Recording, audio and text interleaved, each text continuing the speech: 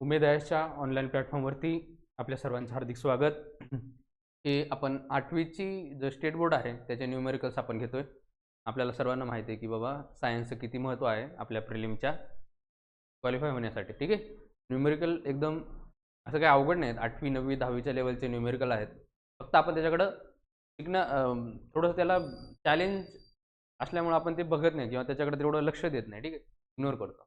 पण आपल्याला या व्हिडिओच्या माध्यमातून मी सांगतो की बाबा निवांत आहे, एकदम इझी आहे, व्यवस्थित बघा. ठीक आहे. सोपं मी पण एकदम सोप्या पद्धतीने तुम्हाला सांगण्याचा प्रयत्न करेल. कन्सेप्ट एकदम क्लिअर करूया. त्यानंतर तर एक्झाममध्ये जाऊन ते प्रश्न सोडवणं आणि ते बरोबर आणणं ही तुमची जबाबदारी आहे. ठीक आहे. तर चला बघूया काय चॅप्टर आहे आज. Measurement and effect of heat नावाचा हा चॅप्टर आहे. त्या चॅप्टरवरचे जे MCQज आहेत ते आपण म्हणजे स्टेट बोर्डाचे हे सगळे न्यूमेरिकल आहेत. ठीक आहे. तर याच्यातल्या काही मी गोष्टी किंवा बेसिक कन्सेप्ट तुम्हाला अगोदर सांगतो. ठीक आहे. तर बघा काय आहे की समजा आपण एखाद्या वस्तूला हीट दिली तर ती वस्तू ही एक्सपांड होत असते. त्याला एक्सपान्शन म्हणतो आपण. एक तर लिनियर एक्सपान्शन असतं. ठीक आहे. त्याला आपण किंवा टेम्परेचर वाढतं. ठीक आहे. आणि या फॉर्म्युल्यावर MPSCने खूप प्रश्न विचारलेत बघा. काय फॉर्म्युला आहे तो?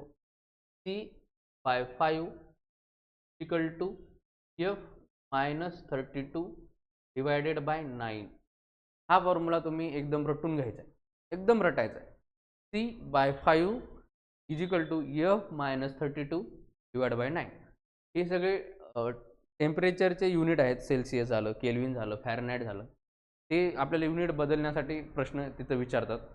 त्याच्यावर अनेक प्रश्न आहेत. आणखीन एक फॉर्म्युला आहे. जेव्हा केल्विन काढायचं समजा आणि आपल्याला सेल्सिअसमध्ये दिली तर काय करायचं?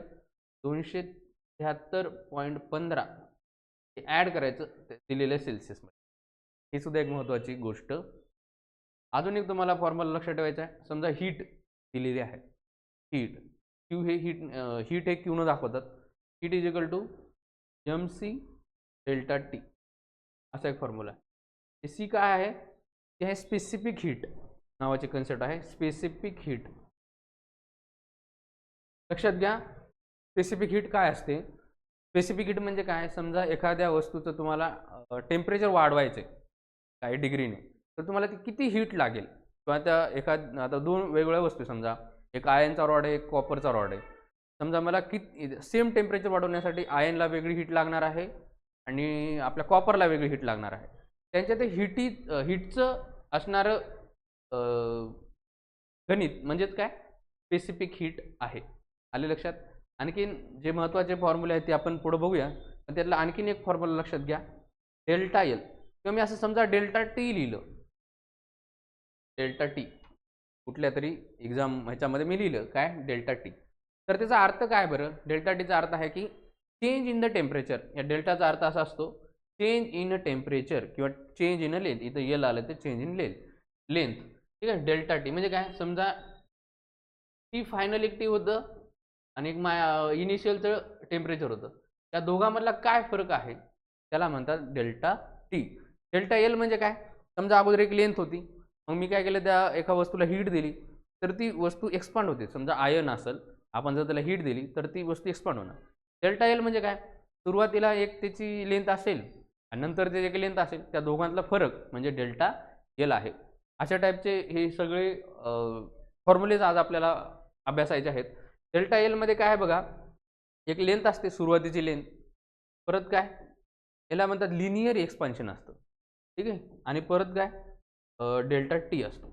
किती टेम्परेचर झाले असा प्रश्न आपल्याला विचारला जातो. बाबा समजा मी इतकं टेम्परेचर दिले तर तो आयनचा रॉड किती एक्सपांड होईल किंवा त्याची नवीन लेंथ काय असेल, असं काहीतरी प्रश्न असतात. मग ते या फॉर्म्युल्यानं आपल्याला काढायचे. मग हे काय आहे? एक्सपान्शन आहे, लिनियर एक्सपान्शन. हे पण लक्षात ठेवा. आयनसाठी 11.5 × 10⁻⁻6 एवढं ही व्हॅल्यू आहे लिनियर एक्सपान्शनची. ती व्हॅल्यू आपल्याला हॉलमध्ये एक्झाममध्ये देतात, त्यामुळे त्याचं काही तितकं टेन्शन नाही एवढं काय. ओके. तर ह्या बेसिक गोष्टी आहेत ज्या की आज आपल्याला पूर्ण डिस्कशन करायच्यात. तर तुम्ही हा फॉर्म्युला एकदम रटायचा, एकदमच मी आवर्जून सांगतो. C/5 = F-32 divide by 9. आता बघा की केल्विन काढायचे तुमच्याकडे सेल्सिअस आहे 273.15 त्याच्यात ॲड करा. बघा क्यू म्हणजे काय, हीट मी दिली. हा एम हे मास आहे. समजा एखादी ऑब्जेक्ट आहे, समजा तिचा मासवर पण डिपेंड आहे की तुम्हाला किती हीट द्यावी लागेल टेम्परेचर वाढण्यासाठी. ठीक आहे, बरोबर का? समजा जास्त मास असणारी वस्तू आहे तिला जास्त हीट द्यावी लागेल, कमी मास असणारीला कमी हीट द्यावी लागेल. ते सुद्धा महत्त्वाचं आहे. हे फॉर्म्युले तुम्ही लक्षात घ्या. Q = mc delta T. किंवा आता समजा स्पेसिफिक हीटचा काही फॉर्म्युल्यामध्ये आपल्याला संदर्भ येत नाही किंवा संबंध येत नाही, तर तेव्हा heat given heat m to delta T direct एवढा असतो. हा पण फॉर्म्युला आहे. तर स्पेसिफिक हीटचा त्या फॉर्म्युला संबंध नसेल तर हा पण एक फॉर्म्युला आपल्याकडं आहे. समजा हे सगळे फॉर्म्युले या स्क्रीनवरचे महत्त्वाचे आहेत आपल्याला येणारे न्यूमेरिकल सोडवण्यासाठी. तुम्ही वाटलं तर हे सगळे लिहून घ्या. एखादा काही राहिला असेल तर आपण न्यूमेरिकलमध्ये पण बघून घेऊया त्याला. ठीक. चला पुढं वाचा. मग पहिला प्रश्न आहे, how much heat will be needed to raise the temperature of 1.5 kg of water from 15 degree to 45 degree Celsius. बघा काय मिळेल, एकदा गिवन आपण डेटा लिहून घेऊया. आणि काय म्हणले, मास दिले बघा आपल्याकडे. मास किती मास दिले, 1.5 kg. आता इथे एक गोष्ट लक्षात ठेवा, तर तेव्हा हीटचे जे प्रश्न आहेत ते सगळे तुम्ही ग्राममध्ये काढायचे त्याचं उत्तर. ठीक आहे, ग्राममध्ये काढायचं आहे. आता मला लक्षात घ्या, मग जर मला एक 1 kg दिला असेल, 1 kg, तर ते किती असतं बरं, 1000 ग्राम असतं. मी अगोदरच्या व्हिडिओमध्ये तुम्हाला सांगितलं की समजा मोठ्याकडून जर तुम्हाला छोट्याकडे जायचं, समजा केजीचं मला ग्राममध्ये कन्वर्ट करायचं तर काय करावं लागेल, डिवाइड करायचं बाय 1000 ठीक आहे. मला समजा 1.5 kg दिले, 1.5 इंटू किंवा डिवाइड करायला लागेल 1000 बरोबर, कारण की 1000 ग्राममध्ये मी त्याला कन्वर्ट करतोय. समजा मी जर वरचा एक 0 काढून टाकत असेल किंवा पॉईंट काढत असेल तर मला खालचा एक 0 कट करावा लागतो. बघा अगोदर मी काय सांगितलं होतं, समजा खाली 2.5 आहे, वरी असं 100 आहे काय, तर मी खालचा 0 कट करत असेल त्याच्यानंतर ज्याच्यानंतर जेवढे अंक आहेत तेवढे मला 0 वर द्यावं लागतात. पण इथं तसं नाही. इथं समजा मी वरचा पॉईंट कट करत असेल, खालचा मला 0 कॅन्सल करावा लागेल, कारण की नंतर समोर एकच संख्या आहे म्हणून. ठीक आहे. बघा मग आता मग काय येईल, 15/100 आले. 15/100 काय येईल मग केलं तर हे केजीचं रूपांतर आपल्याला ग्राममध्ये करायचं आहे. ठीक आहे, तिथं आपलं चुकलंय बघा थोडंसं. केजीचं रूपांतर जर ग्राममध्ये करायचं असेल तर आपल्याला थोडीशी अपलत झाली. घ्या, जर केजीचं म्हणजे केजी मोठी संख्या आहे ना, त्याला छोट्या संख्येत करायचं, त्याला आपल्याला गुणाकार करावा लागेल 1000, भागाकार केला. ठीक आहे. जर छोटीचं मोठं करायचं असेल तर भागाकार करा. बघा काय येईल मग, हे कॅन्सल होतो, 1500 ग्राम एवढं आपल्याला मास इथं भेटून जातं. ठीक आहे. इथं थोडंसं सॉरी फॉर दिस. ओके. तर बघा मी परत सांगतो की समजा मोठं युनिट आहे आणि त्याला छोट्या युनिटमध्ये कन्वर्ट करायचं तर गुणाकार करा, आणि समजा छोटं युनिट आहे त्याला मोठ्या युनिटमध्ये कन्वर्ट करायचं तर भागाकार करा. चला पुढे जाऊया. मास दिले, नंतर बघा काय दिले, डेल्टा टी. बघा डेल्टा टी म्हणजे काय सांगितलेलं मी, की समजा लास्टचं टेम्परेचर किंवा T2 म्हणूया आपण त्याला, T1 पहिलं टेम्परेचर बघा किती आहे, 45 डिग्रीपर्यंत आपल्याला घेऊन जायचे, आणि सुरुवातीचं टेम्परेचर होतं 15, म्हणजे काय एकूण 30 डिग्री सेल्सिअस एवढं टेम्परेचर आपल्याला बदलायचे. सरळ त्याचा अर्थ हे आहे, 30 डिग्रीपर्यंत हे टेम्परेचर आपल्याला बदलायचं आहे. हे पण दिले. ठीक आहे. मग काय विचारले त्यांनी आपल्याला, किती हीट लागेल बाबा, एवढं जर 30 डिग्रीपर्यंत जर टेम्परेचर आपल्याला बदलायचं असेल तर किती हीट लागेल, असा सरळ प्रश्न आहे. त्याचा एक बेसिक फॉर्म्युला लक्षात घ्या, heat is equal to mass into delta T. ठीक आहे, मास इंटू डेल्टा टी लक्षात घ्या. मग काय आहे, हीट किती दिली, हीट आपल्याला काढायची आहे. मास दिले आपल्याला 1500 ग्राम, डेल्टा टी दिलेला आपल्याला 30. बघा मग किती येईल आपल्याला, 15×45 आणि 3 बरोबर, हे आलं कॅलरीमध्ये. एवढं कॅलरी आपल्याला हीट द्यावी लागेल तेव्हा 30 डिग्री टेम्परेचर त्या ऑब्जेक्टचं बदलेल, त्या टेम्परेचर एवढं चेंज होईल. ठीक आहे. मग त्यांनी परत काय म्हणले बघा, कॅलरीमध्येही सांगा आणि जूलमध्येही सांगा उत्तर असं म्हणा.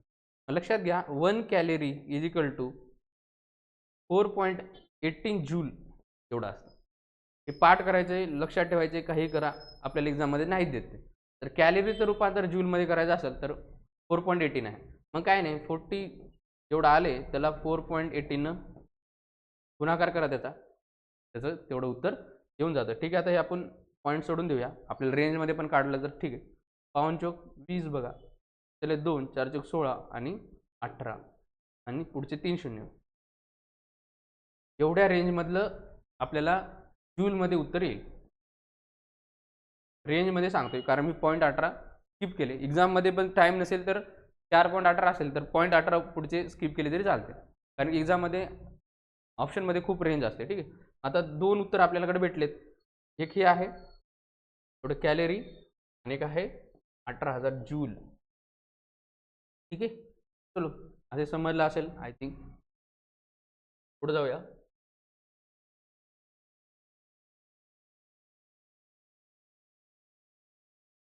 त्या टाईपचा एक प्रश्न आहे वाटतं. वाचूया प्रश्न. If temperature of water changes by 10 degree म्हणजे काय, स्वतः डायरेक्ट त्यांनी डेल्टा टी दिलेला आहे. गिवन डेटामध्ये लिहूया. काय तर समजा एखाद्या बॉडीचं टेम्परेचर आपण 10 डिग्रीने बदललं म्हणजेच काय, समजा अगोदर 20 होतं नंतर 30 झाले म्हणजे काय 10 डिग्रीने आपण चेंज केले म्हणजे ऑलरेडी त्यांनी डेल्टा टी दिले का. येस, चेंज झालेलं टेम्परेचर त्यांनी ऑलरेडी दिलेलं आहे. ते किती आहे 10 डिग्री सेल्सिअस. ओके. आणि त्यांनी हीट दिली बघा, एवढी हीट दिली 300 कॅलरी हीट दिलेली आहे. बघितल्या मग 300 कॅलरी एवढी हीट दिलेली आहे. त्यांनी काय विचारलं आपल्याला, what is the mass of the water. वॉटरचं मास काय, एम विचारले सर्व. सोपं आहे, डायरेक्ट फॉर्म्युला आहे, लिहा. Heat is equal to mass into delta T. पाठ करून टाकायचे 100%, दोनदा तीनदा चारदा लिहा, पाठ करून टाका. Heat is equal to mass into delta T. तर असं पूर्ण व्हॅल्यू दिल्यात, फक्त व्हॅल्यू पुट करून त्याचं कॅल्क्युलेशन करून उत्तर काढायचं. ठीक आहे. त्यासाठी आपल्याला हे पाठ करणं गरजेचं आहे. आपण काय करतो, असं उत्तर बघतो आणि म्हणजे प्रश्न बघतो आणि ते अवघड आहे म्हणून इझिली त्याला स्किप करतो, ते चुकीचं आहे. बघा मग 300 दिले हीट, मास काढायचं आहे, टेम्परेचर 10 आहे, टू मास खाली जाईल 300 divide by 10 equal to mass 30 gram एवढं तर आहे त्याचं. पाण्याचं मास किती असेल 30 ग्राम. आले का लक्षात, इझी होतं. पुढे जाऊया. यावरून तुम्हाला एक गोष्ट समजली असेल की प्रश्न सोपे आहेत, फक्त आपण काय करतो ते प्रश्न बघून काहीतरी अवघड आहे विचारले असं वाटून आपण ते सोडून देतो. किंवा आपण प्रिपरेशन करतानाही सोप्या सोप्या गोष्टी बघतो, पण समज एखादी थोडीशी आवड आली तरी आपण त्याला स्किप करतो, पण तसं नाही करायला पाहिजे. ओके, चला पुढे बघूया. How much will temperature of 8 degree Fahrenheit be in Celsius and Kelvin. तुम्हाला ऑलरेडी सांगितलं सुरुवातीलाच की टेम्परेचरचे जे युनिट आहेत ते आपल्याला युनिटमध्ये, वेगवेगळ्या युनिटमध्ये आपल्याला टेम्परेचर विचारतात. तर आयोगानं दिलेलं बघा 104 फॅरनाईट असेल तर ते सेल्सिअसमध्ये किती होतं, किंवा उद्या केल्विनमध्ये किती असं देऊ शकतं. त्यासाठी एकच फॉर्म्युला पाठ करून टाकायचं, मी पहिल्यापासून सांगतोय. C/5 equal to F -32 divide by 9. C/5 is equal to F -32 divide by 9. आतापर्यंत तुम्हाला हे पाठ झाले असेल. काही लक्षात घ्यायचे नाही, काही पाठांतर म्हणजे आकडे पाठ करत बसायचे नाही. ठीक आहे.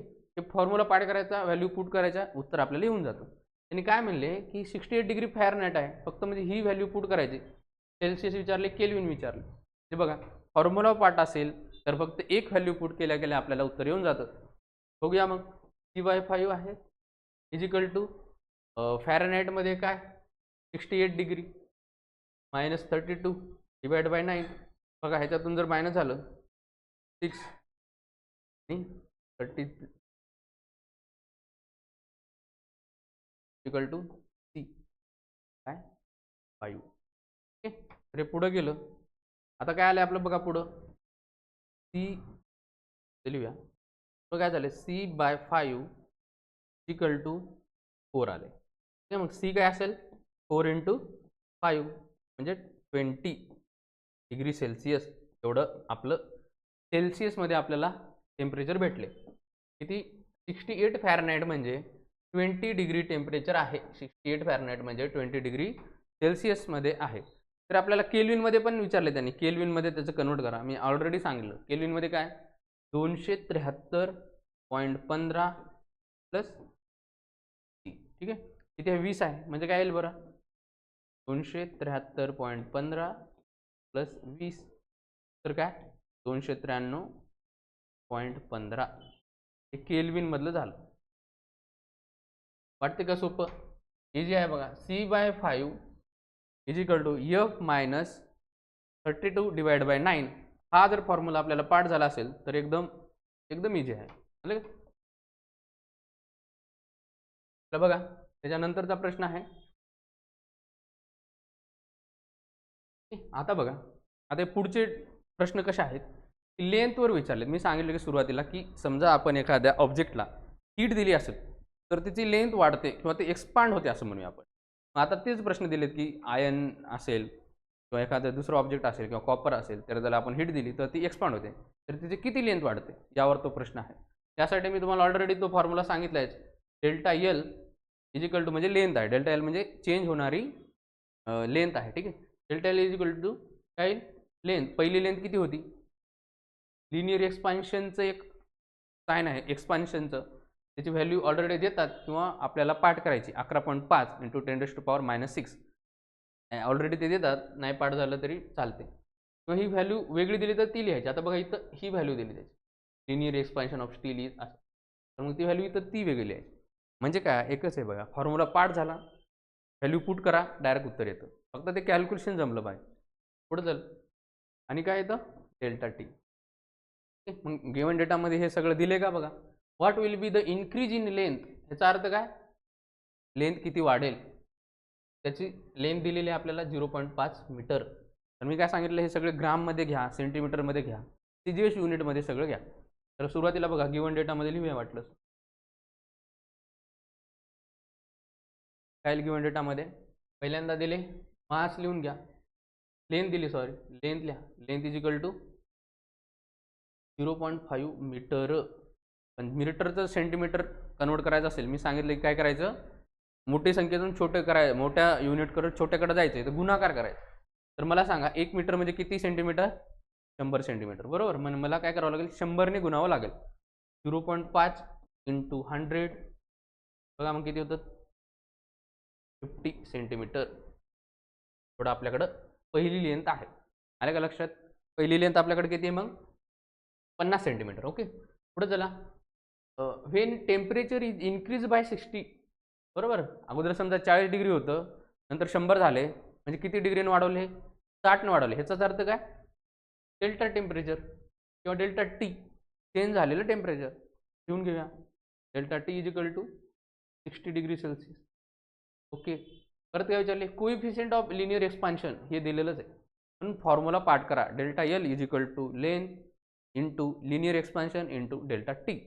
फॉर्म्युला पाठ करणं गरजेचं आहे. ठीक आहे पुढे चला काय दिले कोइफिशियंट दिले बघा 0.0000 4चा 0 आहे 13 एवढं दिले समजा काय नाही डायरेक्ट व्हॅल्यू पुट करा. व्हॅल्यू पुट झाल्या ऑटोमॅटिक उत्तर येऊन जाईल. बघा व्हॅल्यू पुट करून काढण्याचा प्रयत्न करूया.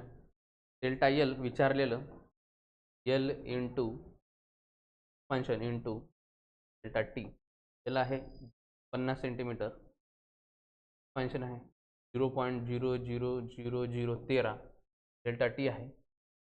बघा आता इथं मग आपली कॅल्क्युलेशनची कस लागणार बघा.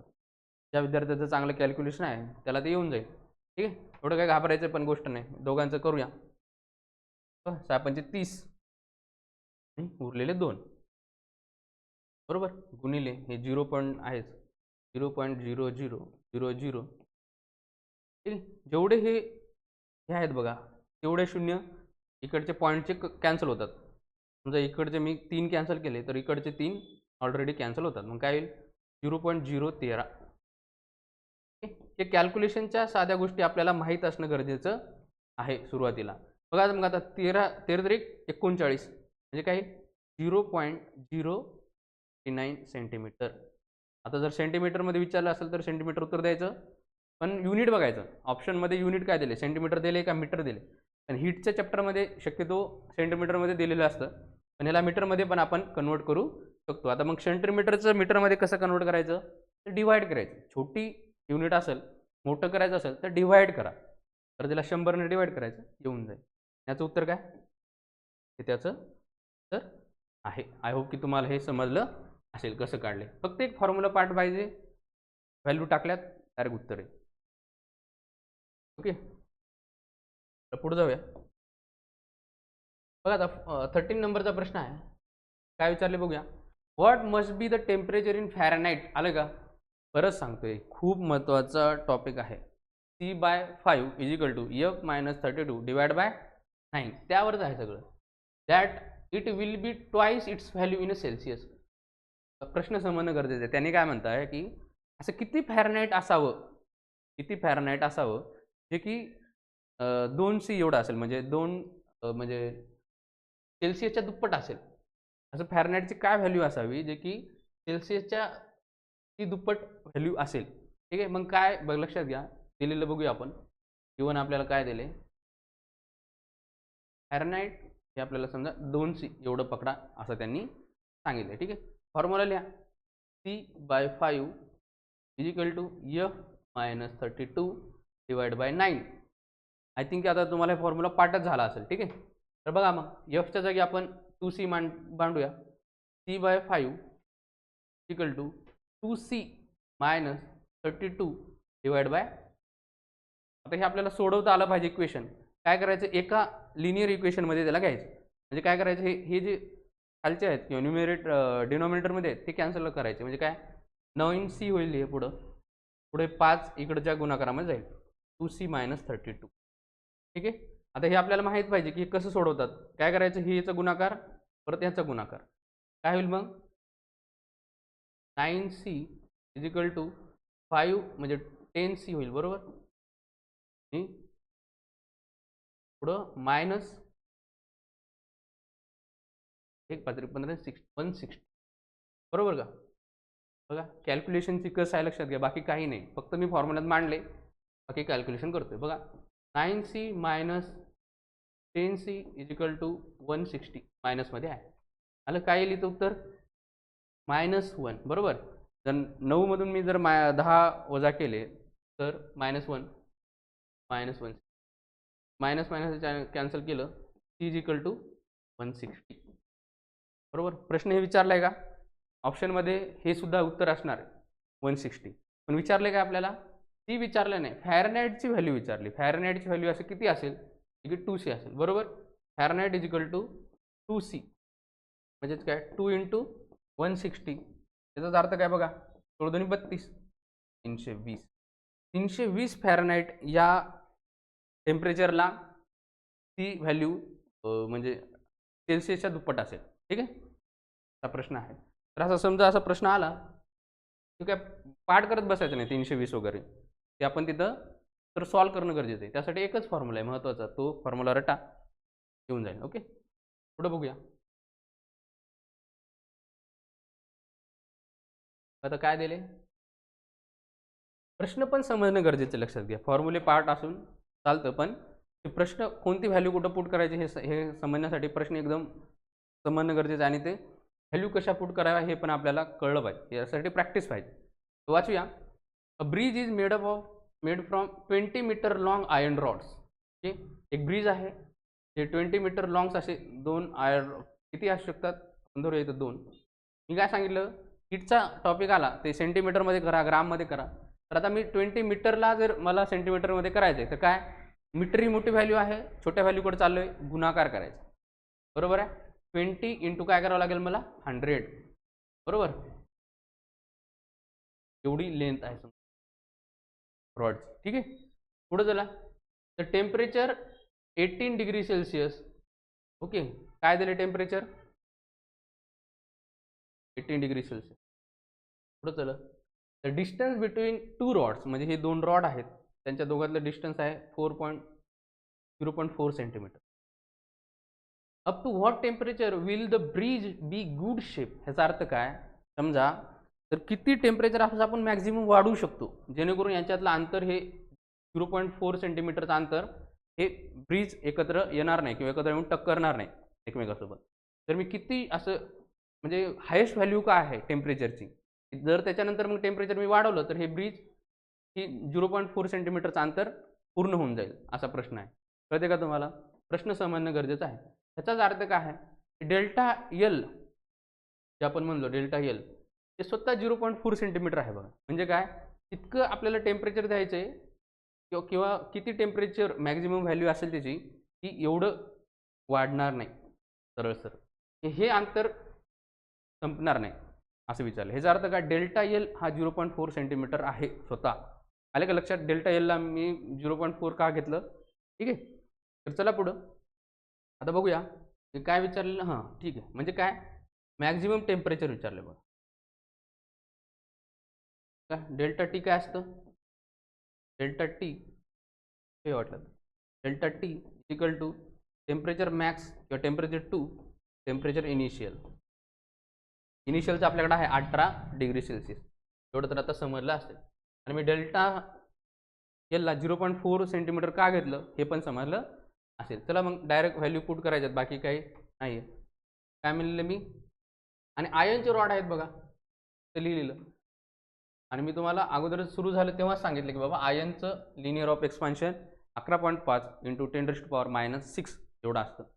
बघा मग delta L equal to length into linear of expansion into delta T.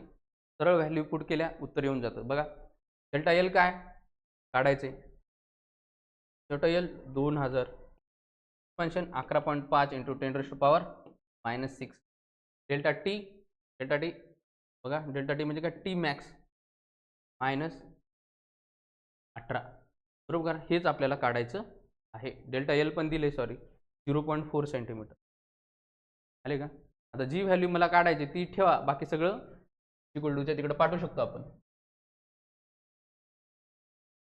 G value दिली ती ठेवा, ते काय मग 0.4 बरोबर, बाकी सगळं जाईल 1000 इंटू 11.5 10⁻⁻6 बरोबर. हे मायनस आहे इकडं प्लसमध्ये जाईल 18 इक्वल टू टी मॅक्स. हे जर इक्वेशन आपण सॉल्व केलं तर आपल्याला सगळं याचं पण उत्तर येऊन जाईल बघा. हे कॅल्क्युलेशन करा, कॅल्क्युलेशन केलं की टी मॅक्स किती असं हायेस्ट पॉईंट आहे त्याला 0.4 सेंटीमीटरचं अंतर हे कापून ब्रिज एकमेकाशी जोडू शकतात असं आहे त्याचं. हे कॅल्क्युलेशन करा. मग त्याचं उत्तर काहीतरी 35च्या जवळपास येतं आय थिंक. कॅल्क्युलेशन केल्यावर आपल्याला समजेल ते. ठीक आहे, तर पुढे जाऊया. हे तुम्ही कॅल्क्युलेशन करा, हे कॅल्क्युलेशन मी तुमच्यासाठी सोडतोय. एकदा हे तुम्ही बघा, करून बघा आपल्याला जमते का ते. ठीक, पुढे चला. काय दिले बघा प्रश्न. At 15 degree Celsius the height of Eiffel Tower is 324 metre. ठीक आहे, आयफल टॉवरची हाईट 15 डिग्री सेल्सिअसला 324 सेंटीमीटर मीटर एवढी आहे. ते मी पहिल्यांदा गिवन डेटामध्ये घेऊन घ्या हाईट. तीच आता ती आपल्यासाठी लेंथ आहे बरोबर का, ती 324 मीटर.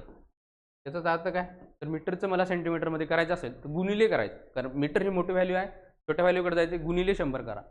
324 गुणिले 100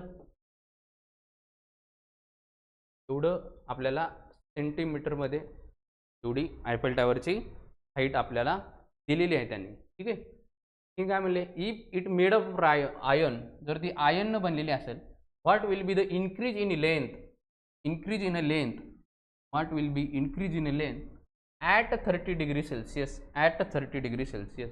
जर मी 15 डिग्रीवरून 30 डिग्री सेल्सिअसपर्यंत तापमान वाढवलं तर आयफेल टॉवरची हाईट किती, किंवा ती लेंथ म्हणूया आपण सर्व आपल्यासाठी, ती किती बदलेल असं विचारले. ह्याचा अर्थ काय, त्यांनी टेम्परेचर समजा T2 मायनस T1 किती दिले, T2 30 डिग्री करायचं होतं, कितीपासून 15, म्हणजे काय 15 डिग्री सेल्सिअस एवढं आपल्याला टेम्परेचर वाढवायचे. Delta T.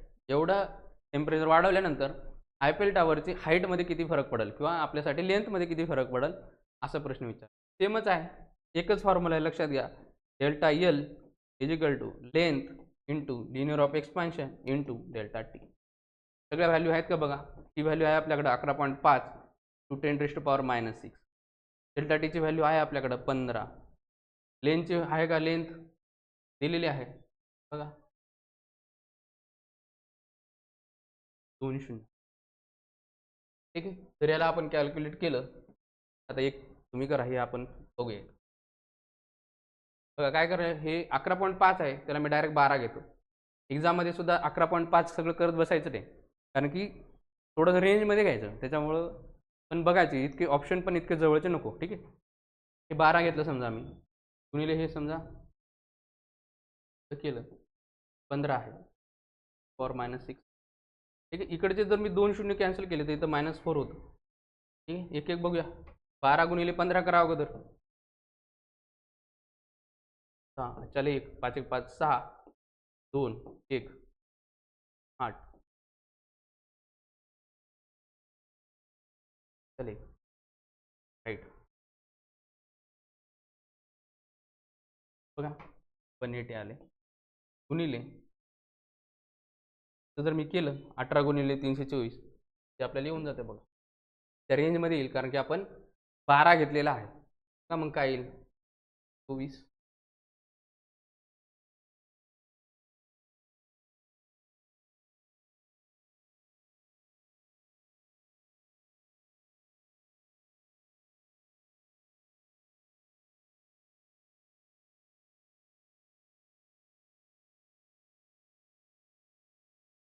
काहीतरी रेंजमध्ये येतं बरोबर. 58-32 आले याचं उत्तर.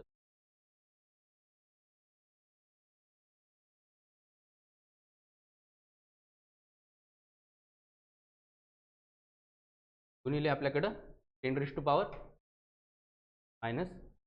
आहे. मग जर -3 मला कॅन्सल करायचं असेल तर 1 2 3 पुढे जा 5.8 या रेंजमध्ये काहीतरी तर आपल्याला येऊ शकतं, हे लक्षात घ्या. ठीक आहे, चला पुढं. हे एक शून्य होतं बघा, हे -4 होतं, सॉरी 180 आहे ते मी 18 केलेलं. ठीक आहे, म्हणून एक शून्य इथं येऊन जाईल. ते काय 4 आहेत -4 हे पुढे जाईल 1 2 3 4 5.8 म्हणजे काय 5.8च्या रेंजमध्ये हे उत्तर आपल्याला येऊ शकतं. बघा इथं सगळी कॅल्क्युलेशनची कस आहे, बाकी फॉर्म्युला तर आहे, फॉर्म्युला मांडलं की येऊन जातं, फक्त कॅल्क्युलेशन एकदम व्यवस्थित करणं गरजेचं आहे आणि फॉर्म्युला माहीत असणं गरजेचं आहे. ठीक आहे, त्यासाठी आपल्याला कॅल्क्युलेशनसाठी प्रॅक्टिस लागते बघ. ठीक आहे, व्यवस्थित प्रॅक्टिस करा. तर पुढे जाऊया. आता बघा 16 नंबरचा प्रश्न आहे, बघूया काय म्हणले. Two substances A and B have specific heat C.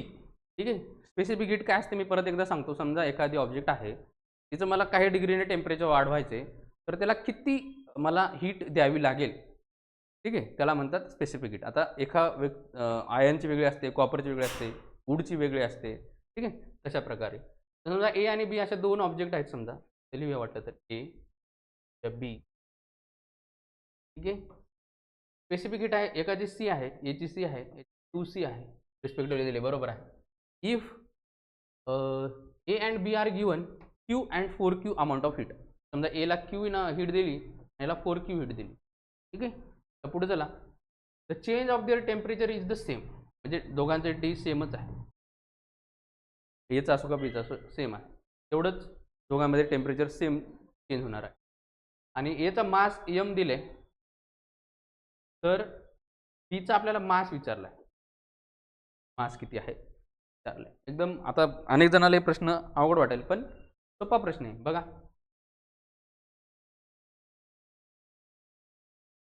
काय केले अगोदर एचं बघूया, एचं काढून घेऊया.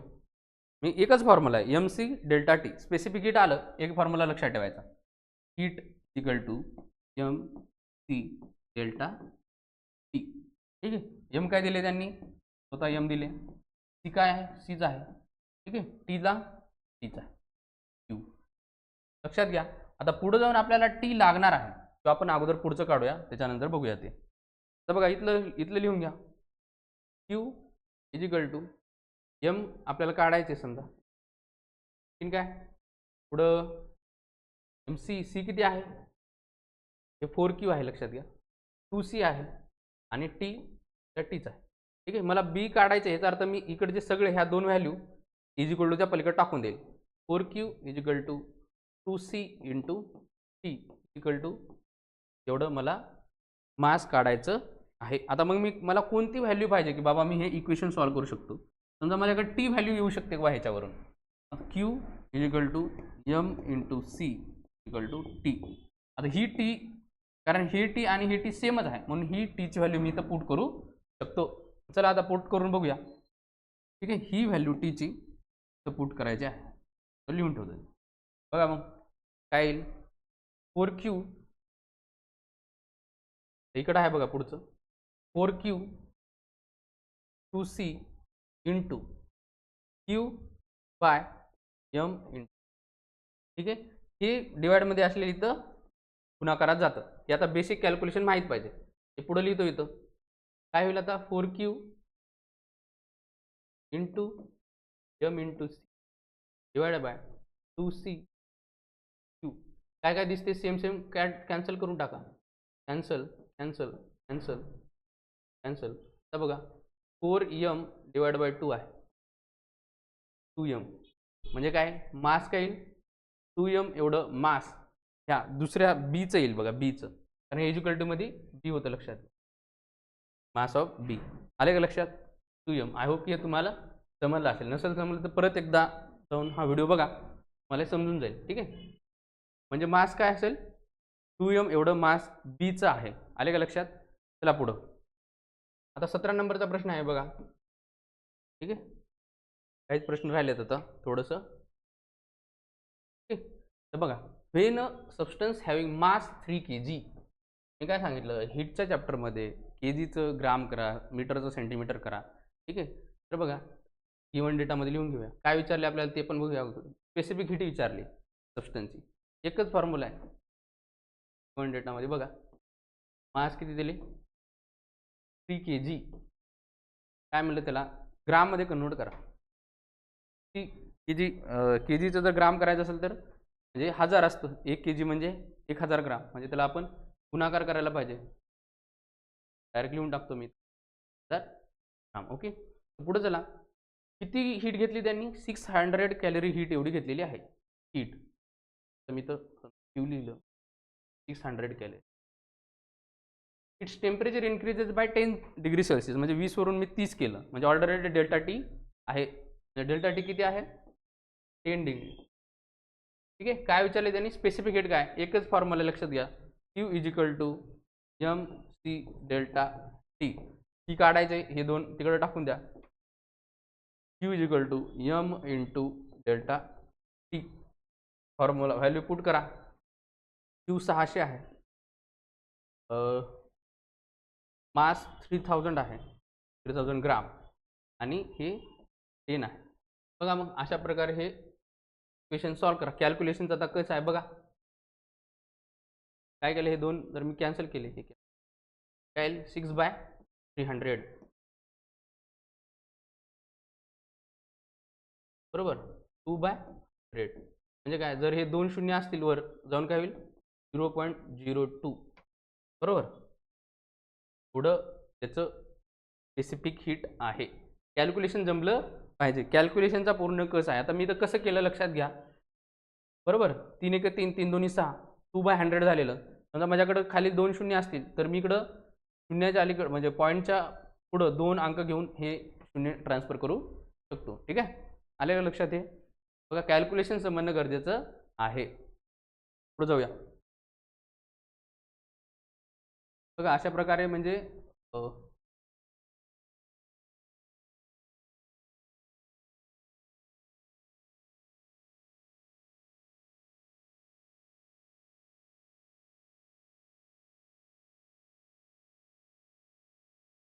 अशा प्रकारे हे सगळे म्हणजे आपण बघितले जवळपास झाले.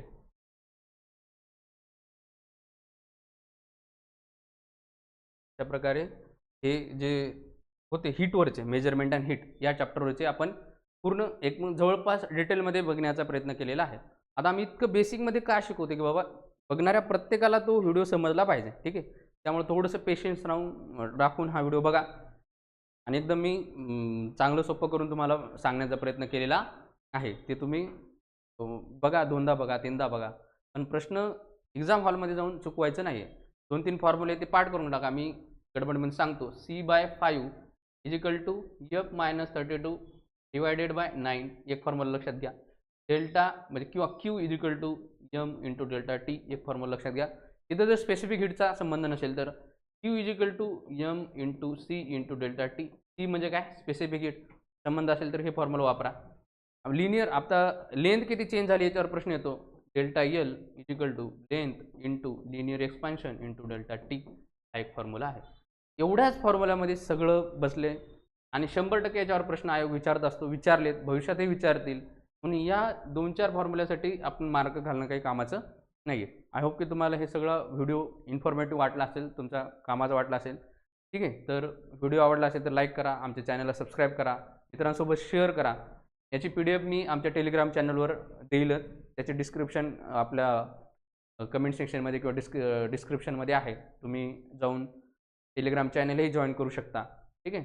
आमचं ॲप आहे उमेद IAS अकॅडमी ॲप. ते तुम्ही ॲप डाउनलोड करा. आमचे विविध कोर्सेस आहेत. UPSC MPSCचे फाउंडेशन बॅचेस आहेत. आपल्याकडं ऑप्शनलचेही विषय आहेत. ठीक आहे. पण आत्ता येणाऱ्या काही काळामध्ये तुम्ही राज्यसेवेवर चांगला अभ्यास करा. ठीक आहे. चांगला फोकस करा आणि राज्यसेवा झाल्याच्या नंतर आपल्याकडं आन्सर रायटिंगचा प्रोग्राम आपण सुरू करणार आहोत. आपण टेस्ट सिरीज सुरू करणार आहोत राज्यसेवेच्या मेनसाठी. ठीक आहे. तेव्हा आपण भेटूयाच. ठीक आहे. आता जरी तुम्हाला काही अडचण असेल तर तुम्ही आमच्याशी संपर्क करू शकता. उमेद IAS अकॅडमी आहे. गोपाळ गायन समाज रोड, सदाशिवपेठमध्ये आहे. ठीक आहे. आमच्या टेलिग्राम चॅनलवर आपलं कॉन्टॅक्टमध्ये तुम्हाला भेटून जातील. तुम्ही संपर्क करा. तुमची काही अडचण असेल तर आमच्यासोबत तुम्ही शेअर करा. ओके. तर हा एकदम प्रामाणिक हेतू होता की बाबा तुम्हाला समजलं पाहिजे की किंवा तुमच्या न्यूमेरिकलची जी तुमची भीती आहे ती तुम्हाला निघली पाहिजे. हे आमचा प्रामाणिक हेतू आहे. आय होप की तुम्हाला हे सगळं समजलं असेल. ठीक आहे. Thank you so much. भेटूया नेक्स्ट लेक्चरमध्ये. तोपर्यंत धन्यवाद.